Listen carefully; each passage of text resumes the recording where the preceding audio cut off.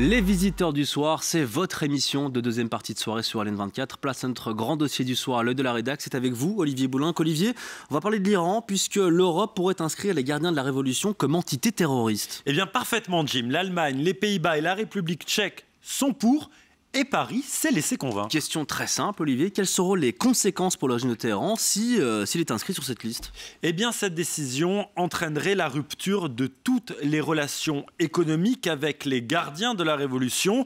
Cela créerait une obligation pour les autorités bancaires et financières internationales de mettre fin à toute transaction avec eux. Si une telle décision était prise, tout contact, quel qu'il soit, serait considéré comme un rapport illégal du point de vue du droit international.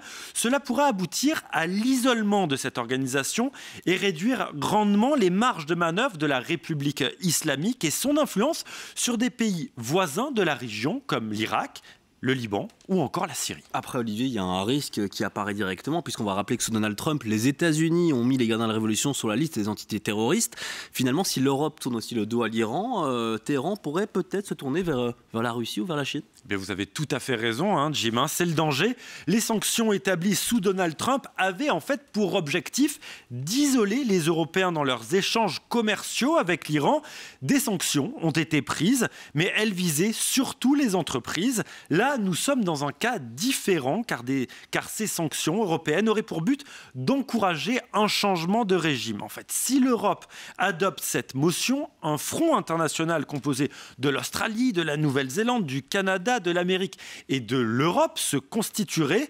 Pas sûr tout de même dans ces conditions que la Russie et la Chine restent aux côtés de l'Iran. Pour terminer, Olivier, pour bien comprendre, il y a qui dans cette fameuse liste?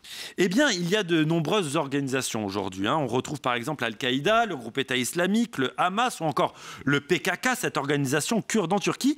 Il y a aussi le réseau Hofstad, très présent aux Pays-Bas. Merci beaucoup, Olivier, pour toutes ces précisions. Pour en parler avec nous, tout d'abord avec nous en liaison vidéo, je vais y arriver. Bonsoir, Manas Chirali, vous êtes politologue et sociologue spécialiste de l'Iran. Et puis avec nous ici, près de nous à Bruxelles, bonsoir, Firouzana Avandi.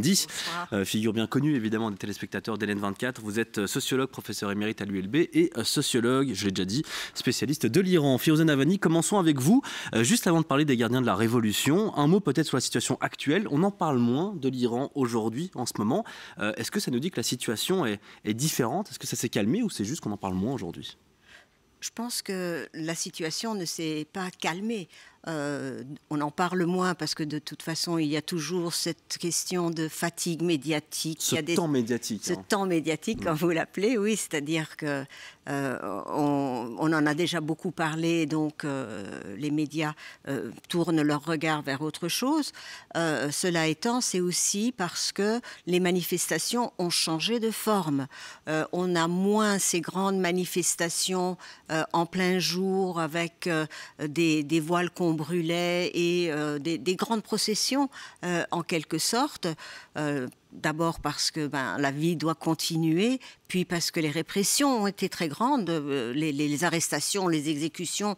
Ce que le régime fait, c'est de terroriser finalement la population, mais les manifestations ne se sont pas tassées puisque elles continuent sous différentes formes. C'est un petit peu de la résistance silencieuse, c'est-à-dire qu'on essaye de ne pas se faire attraper. On manifeste le soir, on manifeste à la maison, on prend prétexte de tout événement pour montrer son mécontentement, que ce soit la commémoration de la mort d'un des manifestants ou un événement comme lorsque les gardiens de la Révolution ont fait tomber l'avion ukrainien, ont visé et tué tous les gens qui s'y trouvaient, ou bien on manifeste en faisant de la résistance à tout ce que le régime dit. J'entendais quelqu'un qui disait, bien si le régime dit quelque chose, on fait exactement le contraire. On va danser parce que c'est interdit et ainsi de suite. On comprend quand même, Firouzana Avandi, une sorte de mutation de cette révolte iranienne. Peut-être un terme qui est peut-être mal choisi, mais peut-être une mutation plus discrète aussi aujourd'hui, moins de grandes manifestations dans les grandes villes en plein jour. Manas Chirali, qu'est-ce que finalement cette mutation, ce côté un peu plus discret de ces manifestations, nous disent de la situation sur place et surtout de l'ampleur de la répression du régime iranien? Je pense que, comme Mme Nahavandi l'a très bien expliqué, en fait, ce changement, cette mutation des formes de manifestation en Iran raconte une seule chose, et ça nous raconte à quel point la terreur est grande, à quel point la République islamique, égale à elle-même, assure sa survie en terrorisant sa population. C'est la seule chose qu'on peut comprendre, parce que la société ne s'est pas calmée, les mécontentements sont là, les Iraniens ne supportent plus les ayatollahs, ils ne supportent plus ce régime.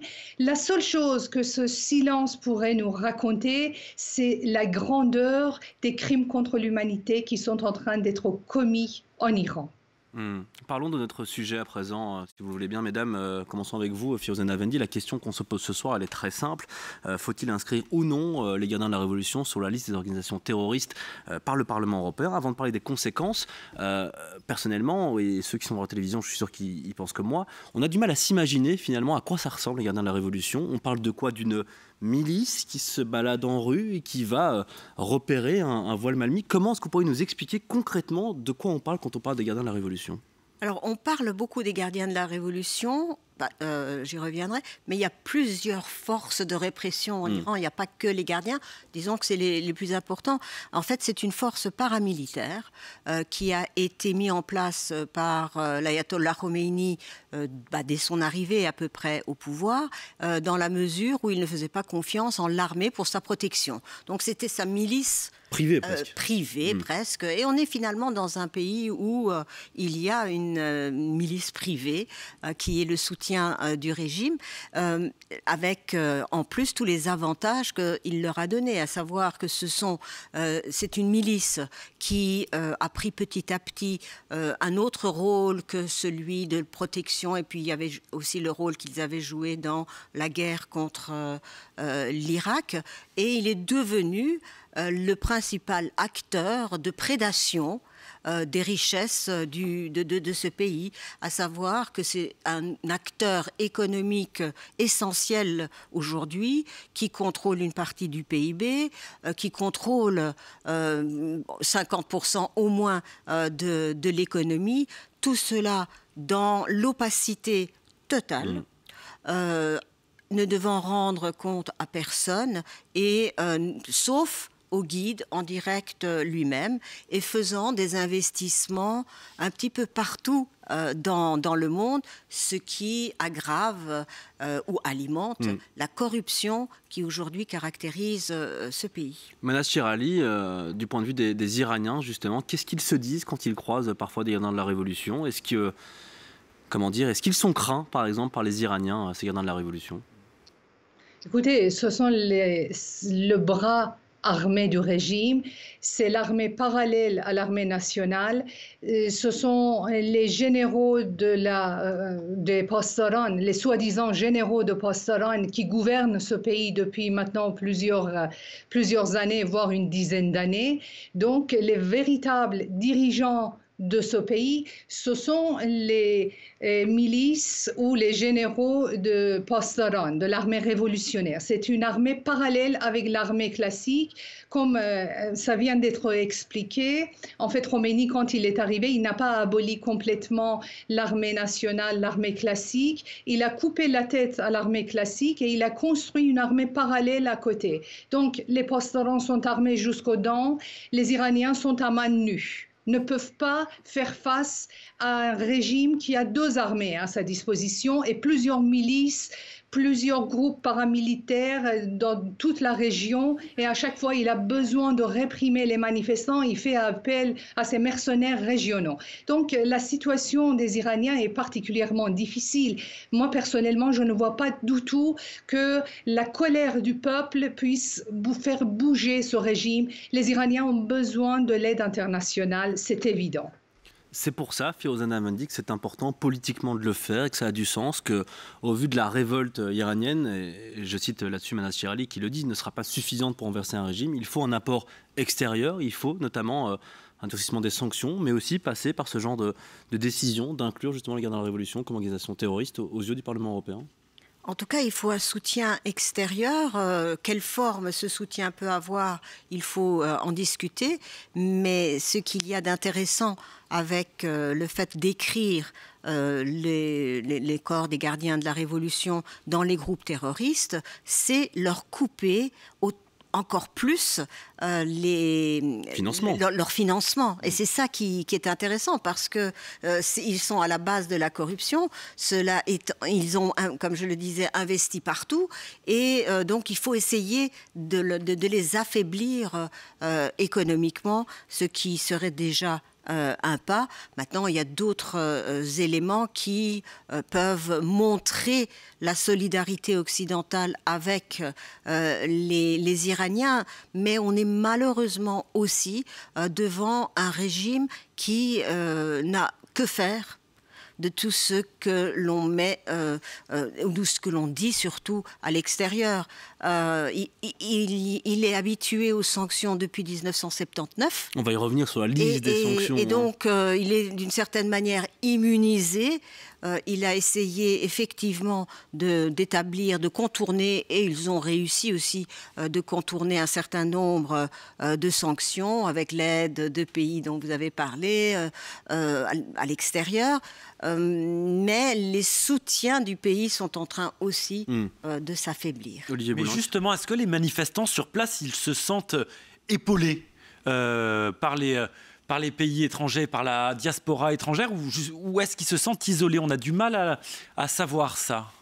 Manas Chirali. Selon ce que j'ai pu entendre sur les réseaux sociaux, parce que vous savez, aujourd'hui, tout se passe sur les réseaux sociaux. Les Iraniens sont très, très branchés, surtout les jeunes, ils sont branchés sur les réseaux sociaux. Alors, les jeunes Iraniens, ils sont parfaitement conscients de cette dimension mondiale que leur révolte a prise. Ils savent à quel point ils sont capables de communiquer avec la planète entière et ils en sont fiers. Mais évidemment, ils demandent plus. Ils souhaitent en premier l'annonce de terroristes des Pasdaran de l'armée révolutionnaire. Ils exigent que la communauté internationale considère l'armée révolutionnaire des Pasdaran comme une armée terroriste parce que cette armée les terrorise, parce que cette armée est en train de commettre des crimes contre l'humanité en Iran. Quand j'utilise le mot crime contre l'humanité, ce n'est pas un slogan vide. En fait, crime ou procéder à des crimes, commettre des crimes dans ce pays est devenu une manière de gouverner ce pays. C'est pourquoi il est important de reconnaître la dimension terroriste de l'armée révolutionnaire iranienne de la République islamique. C'est important que les Pasdaran soient reconnus comme des terroristes, parce qu'ils sont des terroristes, parce qu'ils sont en train de massacrer un peuple qui n'est pas armé, qui est à main nue. Et il est très important, le soutien international est très important pour les Iraniens. Ça les encourage dans leur combat pour la liberté et pour la démocratie. Manas Chirali, Olivier l'a dit en introduction, les gardiens de la Révolution ont été inscrits sur la liste américaine des organisations terroristes déjà en 2019 par un certain Donald Trump, ancien président américain. On a cité les différentes organisations qui sont présentes sur la liste du Parlement européen. Pourquoi les gardiens de la Révolution n'y étaient pas déjà ? Pourquoi est-ce qu'il a fallu attendre, évidemment, ces éléments tragiques en Iran, notamment ces pendaisons qui ont lieu encore en Iran? Pourquoi est-ce qu'ils ne sont pas déjà sur cette liste, selon vous, Manas Chirali? Cela relève du mystère des rapports internationaux, mais aussi, il ne faut pas oublier, toute la richesse iranienne a été investie dans la propagande de la République islamique dans les pays démocratiques et dans les pays occidentaux. La République islamique investit une somme faramineuse pour assurer une belle image d'elle-même, ce qui est très difficile quand même pour la République islamique. Il faut reconnaître, malgré tout cet argent qu'il investit pour se donner une belle image, pour se blanchir aux yeux de la communauté internationale, les crimes et les exactions qu'elle commet en Iran immédiatement dévoilent son vrai visage. Cela dit, cette dimension d'investissement est très importante. La République islamique a mis quand même tout son effort sur la propagande dans les pays occidentaux. Oui, Puis pas que non plus, hein. On sait à quel point l'Iran a une influence sur un tas de pays, notamment sur aussi différentes organisations terroristes, notamment Firouzeh Nahavandi. Olivier l'a dit aussi tout à l'heure, est-ce qu'il n'y a pas le risque de voir l'Iran finalement se tourner vers d'autres États dits parias? On parle beaucoup de la Russie en ce moment, on parle aussi de la Chine qui n'entre pas directement dans cette définition d'État paria. Mais est-ce qu'il n'y a pas le risque de voir encore plus Téhéran se refermer sur elle-même et poursuivre sa voie sans pour autant continuer les relations, qu'elles soient diplomatiques ou économiques avec l'Europe, même si on rappelle, et on va le rappeler dans quelques instants, nos sanctions sont là depuis 1979, Firouzeh Nahavandi. L'Iran est de toute façon, depuis de nombreuses années, esselé. Très proche. Non, très esselé peut-être d'une certaine manière, mais en tout cas, s'est rapproché de pays qui sont eux-mêmes devenus des parias, comme vous le dites. Hein. L'un des amis de l'Iran dans la région, c'est la Russie qui elle-même se trouve en position compliquée pour ne dire que cela. Et effectivement, il y a la Chine, mais qui, comme tous les spécialistes de la Chine le disent, est plus soucieuse de son économie et de ses finances que de garder nécessairement des bonnes relations avec l'Iran. Ni de garder une bonne image aussi, hein, notamment. Ni aussi, bien évidemment, tout à fait. Même si la Chine, quand même, face par exemple à la question du Covid et de la protestation, a agi beaucoup plus intelligemment que les Iraniens par rapport aux contestations. Donc, en fait, il reste peu d'alliés, mais il reste des groupes dans différents pays qui sont des alliés, et c'est ceux que l'Iran a toujours aussi financés, parce qu'on a parlé des gardiens de la révolution et de leur rôle à l'intérieur, mais ils sont aussi un élément important d'intervention dans les pays voisins. Ils sont intervenus au Liban, ils sont intervenus en Syrie. Très proche de Hezbollah libanais notamment. En Irak, et financent d'autres groupes qui sont aussi des groupes terroristes, ou dans cette liste dont vous avez parlé. Manas Chirali, juste avant de revenir sur les différentes sanctions qui touchent Téhéran depuis maintenant une quarantaine d'années, votre avis là-dessus? On est déjà, on a un régime très hostile du côté de Téhéran envers évidemment les institutions démocratiques européennes. On sait à quel point les Américains et les Israéliens regardent Téhéran avec quasi une certaine peur aussi de voir ce régime se développer. Qu'est-ce que vous pensez de cette idée de voir Téhéran encore plus se refermer sur elle-même et se braquer et aller plutôt vers des alliés qui, de notre point de vue, ne sont pas les plus recommandables? Ça fait très très longtemps que Téhéran s'est renfermé sur lui-même. Et c'est un pays qui s'est mis lui-même en isolement, et avec les sanctions de Trump, on a vu que la République islamique s'est jetée dans les bras des Chinois et des Russes. Mais le fait est que ces deux alliés de la République islamique préfèrent évidemment leurs propres intérêts, et ils ne parient pas sur un cheval perdant. Aujourd'hui, la République islamique est un cheval perdant aux yeux des Chinois. C'est pourquoi ils n'ont pas finalement investi, ils n'ont pas réalisé le contrat, cet engagement qu'ils avaient envers la République islamique de 25 ans. Ça ne s'est pas réalisé autant qu'on a pu entendre, parce que la Chine sait que la République islamique a expiré est arrivée à sa date de péremption. La Russie, comme ça vient d'être dit aussi, est en grande difficulté avec la communauté internationale. C'est un allié extrêmement faible pour les ayatollahs. C'est pourquoi la République islamique n'a jamais été aussi isolée et aussi faible, parce que ces deux alliés ne le soutiennent plus, ou bien si elles le veulent, elles ne peuvent pas le faire. Ni la Russie ni la Chine ne sont pas dans la mesure, ne sont pas dans la capacité de soutenir les bêtises des ayatollahs envers leur propre peuple. Cela dit, il ne faut pas oublier que la République islamique, à la fois, est en train de commettre des crimes contre l'humanité à l'intérieur de ses frontières, et en s'engageant dans la guerre contre les Ukrainiens, est en train de commettre des crimes de guerre en Ukraine. Donc, c'est un régime doublement criminel, extrêmement isolé. C'est la raison pour laquelle il est temps que la communauté internationale prenne des mesures extrêmement solides et efficaces pour aider les Iraniens à se débarrasser de la République islamique. Vous le dites, Mme Chirali, il est temps, et pourtant, on va le voir avec vous, Olivier Boulin, que des choses ont déjà été faites. On passe à notre Zoom du soir. Olivier, cette inscription sur la liste fait suite à un refroidissement, on peut le dire, des relations entre l'Union européenne et l'Iran. Oui, Jim, depuis le 9 novembre, les relations interparlementaires européennes avec le régime de Téhéran ont été interrompues en raison de la violation extrême des droits de l'homme en Iran. Ce sont les termes employés par le Parlement européen. Et la Commission aussi a décrété des sanctions, Olivier. Oui, elle vise des personnalités éminentes du régime, comme le ministre de l'Intérieur, par exemple. Des entités sont aussi concernées, les forces de l'ordre, le corps des gardiens de la révolution islamique et des responsables de la radio-télévision publique. À ce jour, la liste des personnes et entités iraniennes faisant l'objet de sanctions de la part de l'Union européenne comprend environ 150 personnes et entités. Alors en décembre, l'Union a aussi interdit les exportations vers l'Iran d'équipements susceptibles d'être utilisés à des fins de répression. Le pays a également été exclu de la Commission sur la condition de la femme de l'ONU en décembre dernier.